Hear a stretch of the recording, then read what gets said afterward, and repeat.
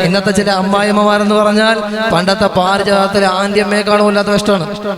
എന്റെയൊക്കെ ചെറുപ്പകാലത്ത് 15 വർഷങ്ങൾക്ക് മുന്നേ കേരളക്കരയിൽ അമ്മായിയമ്മ പോരിനെ അതിന്റെ പീക്ക് ലെവലിൽ കൊണ്ടുവന്ന ടെലിവിഷൻ പ്രോഗ്രാം ഉണ്ടായിരുന്നു.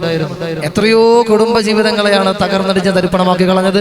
എത്രയോ കുടുംബ ജീവിതങ്ങളാണ് ശിഥിലങ്ങളായി പോയത്. എന്റെ പ്രിയപ്പെട്ട സഹോദരങ്ങളോട് പറയുന്നത്, ഈ കുശുമ്പും ഈ കുത്തിത്തിരിപ്പും ഈ കുന്നായ്മല്ലാതെ ഇവിടെ കയ്യിൽ ഒന്നും ഉണ്ടാവൂല. പറഞ്ഞു വരുമ്പോൾ 5 നേര നിസ്കാരവും വല്ല ജിന്നമ്മയും വല്ല തങ്ങളുമ്മയൊക്കെ തന്നെയാണ്. പഴയകാല മരുമക്കളെ നിങ്ങളൊന്ന് ആലോചിച്ച് നോക്കിയേ.